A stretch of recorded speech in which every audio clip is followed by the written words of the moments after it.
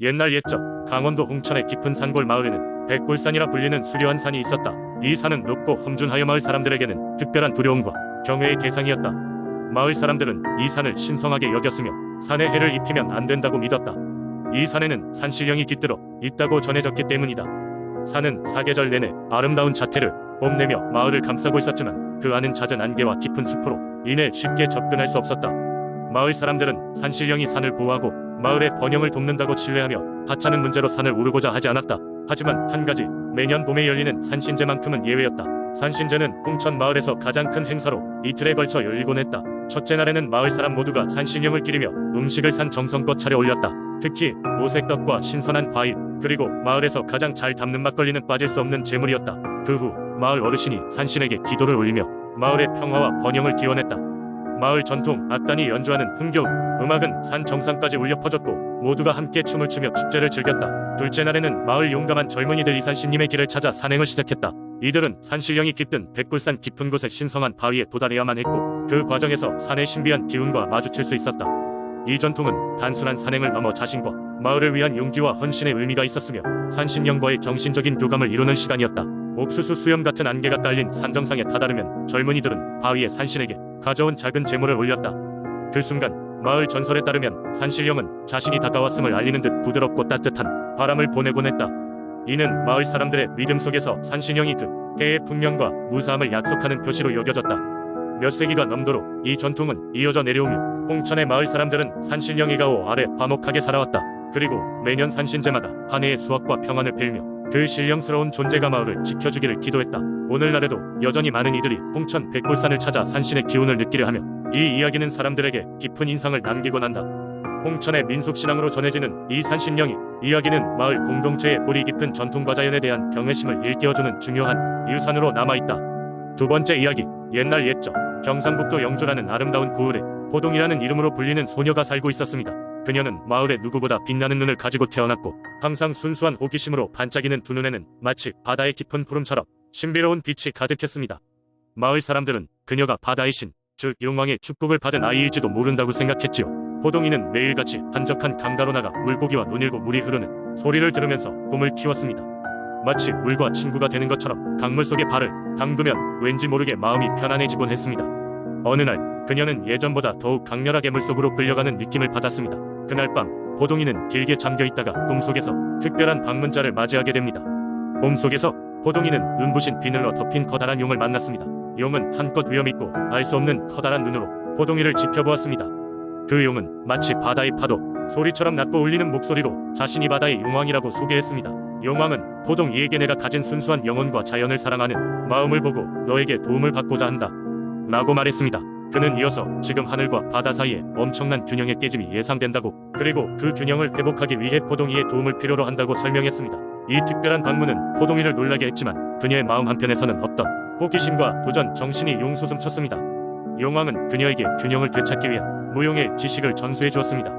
그것은 하늘과 바다의 리듬을 맞추는 특별한 춤이었습니다. 그녀는 춤의 첫 발걸음을 배울 때마다 경이로움과 기쁨을 느꼈고 매일 같은 장소에서 신비로운 춤을 익혀나갔습니다. 매일같이 춤을 연습하던 호동이는 점점 더 춤에 능숙해졌습니다. 그녀가 춤을 출 때면 주위에 자연도 마법처럼 포옹했습니다. 나비가 그녀 주위를 맴돌고 강물이 그녀의 발걸음을 따라 춤을 추고 있었지요. 어느 날 호동이가 춤을 추던 중 그 강가의 하늘에서 떨어지는 별똥별과도 같은 연두빛 광채가 스치듯 비추었습니다. 그때 호동이는 균형을 되찾기 위한 시기가 다가왔음을 깨달았습니다. 이제는 용왕과의 약속을 지켜야 할 때였습니다. 호동이는 깊은 바다로 떠날 준비를 하고 용왕과의 만남을 준비하며 눈을 감고 마음을 가다듬었습니다. 드디어 결전의 날, 그녀는 물속으로 들어가기 위해 춤을 추기 시작했습니다. 호동이의 춤은 곧 파도와 하나가 되었고 바닷속 생명체들 또한 그녀의 무용에 반응하며 하나의 창조적인 분무를 이루었습니다. 호동이의 춤은 바다와 하늘 사이 균형을 되찾는 데 성공했습니다. 그날 사람들은 아침에 깨어나 더욱 찬란하고 평화로운 세상을 맞이할 수 있었습니다. 마을 사람들은 모두 이 변화가 호동이 덕분임을 알게 되었고 그녀의 이야기는 오랫동안 전해 내려오게 됩니다. 그리고 호동이는 자연의 수호자가 되어 그 이후로도 변함없이 자연을 사랑하고 보살피며 살았습니다. 영주의 전설 속에서 호동이는 새로운 균형을 만든 소녀로 기억되었습니다. 세 번째 이야기, 옛날 옛적 지금의 경상북도 울진에는 해안가 마을이 있었어요.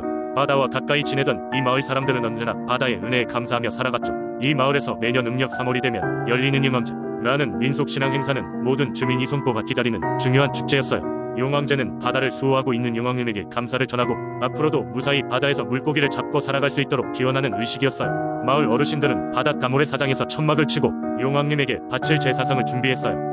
제사상에는 가장 용왕님이 좋아한다는 싱싱한 해산물, 여러가지 곡식과 과일, 그리고 특별히 정성껏 준비한 떡과 술이 빠지지 않았지요. 용왕제는 단순한 제사의 의미를 넘어선 마을 전체의 축제였어요. 새벽이 되면 마을 사람들은 모두 전통 옷으로 갈아입고 나이가 많은 어르신이 소리 높여 기도문을 낭송하며 제사를 시작했죠.